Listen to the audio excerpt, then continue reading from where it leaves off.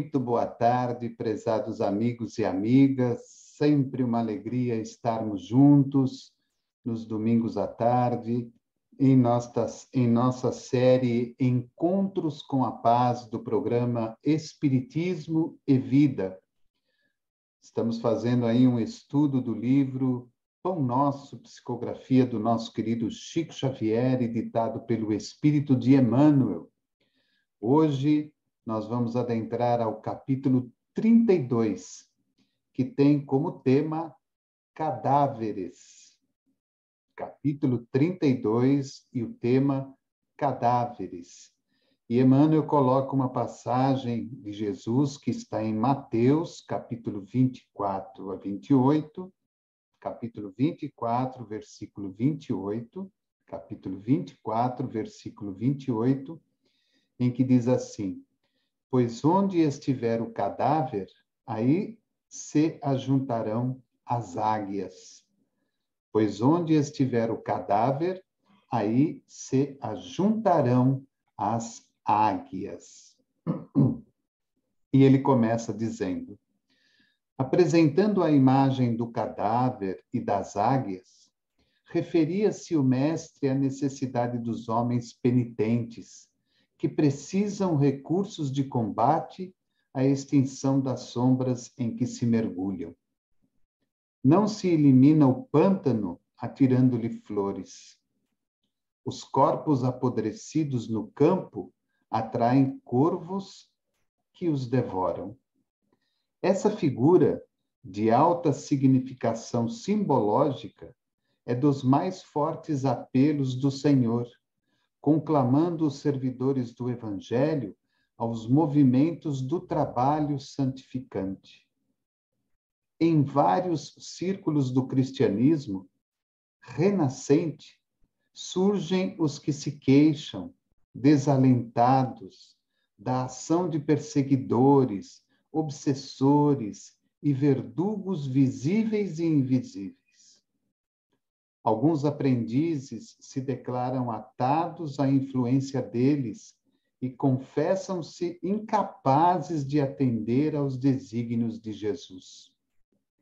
Conviria, porém, muita ponderação antes de afirmativas desse jazz, que apenas acusam os próprios autores. É imprescindível lembrar sempre que as aves impiedosas se ajuntarão em torno de cadáveres ao abandono. Os corvos se alimentam noutras regiões. Aliás, os corvos se aninham noutras regiões, quando se alimpa o campo em que permaneciam. Um homem que se afirma invariavelmente infeliz fornece a impressão de que respira num sepulcro. Todavia, quando procura renovar o próprio caminho, as aves escuras da tristeza negativa se afastam para mais longe. Luta contra os cadáveres de qualquer natureza que se abriguem em teu mundo interior. Deixa que o divino sol da espiritualidade te penetre, pois, enquanto fores ataúde de coisas mortas, serás seguido de perto pelas águias da destruição. Lição extremamente oportuna para todos nós, como sempre acontece. Apesar de um título um pouco desagradável aos nossos ouvidos e aos nossos olhos, cadáveres, Emmanuel é extremamente bondoso e gentil, começando a sua explanação através da escrita, mostrando-nos que é muito comum as pessoas, de uma maneira geral, que se acham naquela situação de verdadeiros penitentes da vida, buscarem a todo custo quaisquer que sejam os recursos para combater a extinção das sombras na sua vida. E, como sempre, nós temos que falar de nós. Apesar de encontrarmos em todos os segmentos religiosos esse tipo de situação, cabe-nos por dever e cabe-nos por respeito a esses segmentos religiosos falarmos de nós mesmos, espíritas. Quando encontramos no nosso chamado movimento espírita, ou quando encontramos em nossa casa espírita, a qual frequentamos, ou até mesmo trabalhamos, inúmeros companheiros que se dizem sempre ameaçados, como diz Emmanuel, pelos perseguidores, pelos obsessores e pelos verdugos visíveis e invisíveis da vida. Esses aprendizes se declaram atados à influência deles e confessam-se incapazes de atender aos desígnios de Jesus. E ele deixa uma frase depois que diz assim: conviria, porém, muita ponderação antes de afirmativas desse jazz, que apenas acusam os próprios autores. Ora, me lembro de uma frase do nosso querido Divaldo Franco, numa de suas exposições, em que ele diz o seguinte: se há cobrador, há dívida.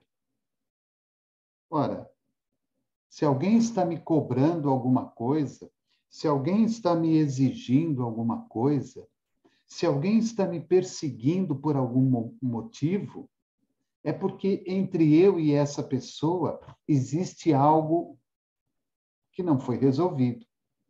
Seja nesta vida, ou seja numa vida anterior, num momento anterior da minha trajetória, algo entre eu e essa pessoa não foi resolvido. E é muito claro e muito lógico que para essa pessoa eu sou aquele que está devendo uma explicação, uma postura diferente daquela que tomei naquele instante. Eu estou devendo um pedido de perdão, de desculpas. E todas as vezes que nós nos colocamos nesta posição, como ele diz aqui, de penitentes da vida, porque estamos sempre sofrendo, porque estamos sempre sendo perseguidos, porque nada dá certo para mim, porque nada se encaixa, e aí ficamos ali sentados, como ele mesmo diz, aquela pessoa que fica ali sentada no sepulcro, respirando aquele ar infectado de reclamações e de murmúrios, nós estaremos sempre à disposição das águias e dos corvos, que sugarão a nossa energia física, mental e espiritual, dando-nos cada vez mais a impressão de que realmente eu sou um penitente aqui na Terra. Quando, na realidade, a doutrina espírita, através dos seus postulados, nos mostra exatamente o contrário dessa questão. Ou seja, todos nós somos levados a um momento de reencarne para que tenhamos sucesso nas nossas atividades e nos nossos compromissos. Seria inadmissível da nossa parte acreditar e aceitar que Deus, na sua infinita misericórdia e bondade, como também Jesus e todos os benfeitores espirituais, nos ofereçam uma oportunidade de reencarne onde nós estaremos fadados ao sofrimento, à tristeza, à dor, à infelicidade. Muito longe disso. O reencarne para nós é um instante de plena felicidade, de plena satisfação, de pleno engrandecimento de mim mesmo como espírito eterno, onde terei a oportunidade, através do trabalho, de me tornar um espírito de luz, um espírito mais maduro, mais evoluído, mais consciente, mais racional. Mas para isso é preciso que nós nos afeiçoemos ao trabalho digno e constante de cada dia. Quantas horas no dia nós perdemos com reclamações, com murmúrios, com insatisfações? Quantas horas na vida nós perdemos oportunidades de exercitar o bem através de um pensamento, de um olhar, de um sorriso, de uma palavra, de um gesto amigável, de um sentimento amoroso, porque estamos única e exclusivamente voltados às coisas negativas da vida. Emmanuel é muito claro lá no final, quando ele diz: os corvos se aninham noutras regiões, quando se alimpa o campo em que permaneciam. Os corvos se aninham noutras regiões, quando se alimpa o campo em que permaneciam.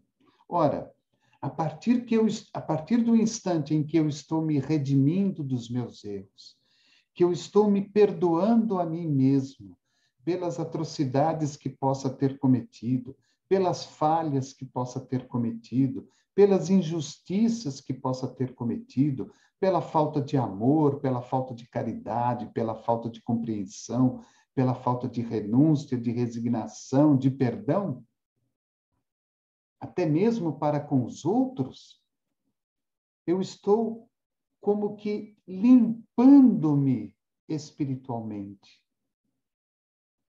E é claro, quando não estou irradiando através de mim mesmo, das minhas vibrações, das minhas energias fluídicas, quando eu não estou irradiando o negativismo, a penitência do sofrimento, a penitência da dor, mas estou sim distribuindo, irradiando as energias, os fluidos do bem, do amor, da alegria, da felicidade, quem vai estar perto de mim? Quem vai estar perto de mim? Será que serão as águias, os corvos? Claro que não. Serão simplesmente aquelas aves lindas do céu, mensageiros de Jesus, a nos ajudar para que continuemos firmes no nosso propósito de mudança e de transformação. É claro que não é uma tarefa fácil, neste momento tão conturbado que nós vivemos no mundo, das coisas mais fáceis, nas coisas obscuras, naquele jeitinho simples, que não é só o jeitinho brasileiro, mas é o jeitinho humano de se realizar as coisas, onde queremos sempre estar acima do outro para nos colocarmos numa posição de destaque. E aí, com isso, além das inimizades invisíveis, vamos adquirindo as inimizades visíveis. E fora isso, por conta própria, nós mesmos vamos nos mutilando, nos penitenciando como espíritos inteiramente endividados. Somos, sim, espíritos ainda com muitas coisas a serem melhoradas, com muitas coisas a serem modificadas. Mas se eu permanecer da maneira como eu já estava, como diz Emmanuel, eu estarei ali, no sepulcro, respirando aquele mesmo ar de infelicidade que já vinha vivendo. É preciso que nós nos afeiçoemos, como disse anteriormente, ao trabalho digno. Ocupar a nossa mente, ocupar o nosso coração, ocupar as nossas mãos com alguma coisa que seja útil. Todos nós renascemos para uma utilidade à vida e a Deus.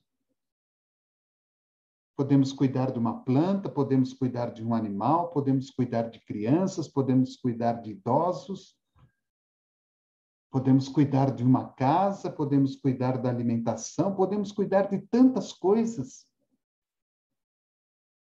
E a nossa ação, o nosso exemplo, é que vai mostrando o quanto nós estamos mudando. Sei na minha intimidade que preciso amar, que preciso perdoar, que preciso renunciar, que preciso ter mais resignação, que preciso ter mais entendimento, mais racionalidade, mais compreensão. Tudo isso eu sei.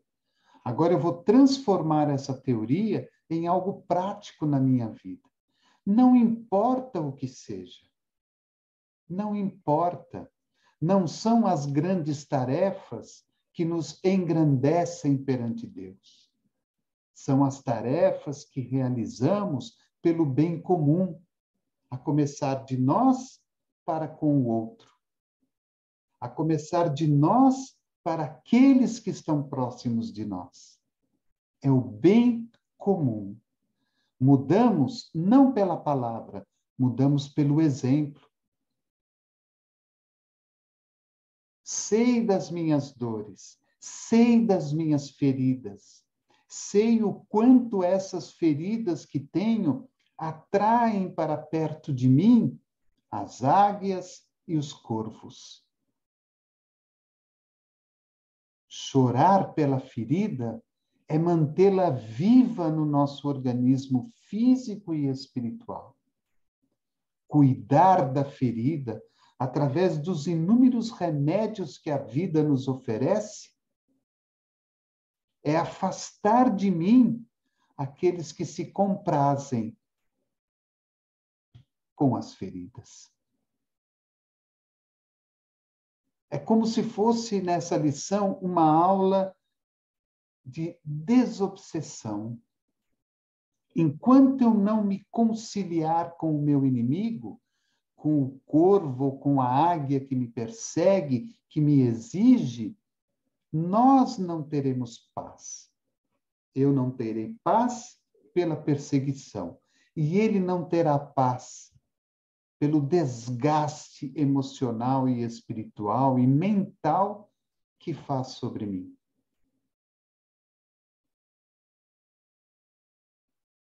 É um trabalho de desobsessão. A desobsessão de mim mesmo. Perante os meus comprometimentos. Reclamamos demais das coisas. Perdemos o ponto de equilíbrio rapidamente por mínimas coisas da vida. E quando nos damos conta, já temos tal idade.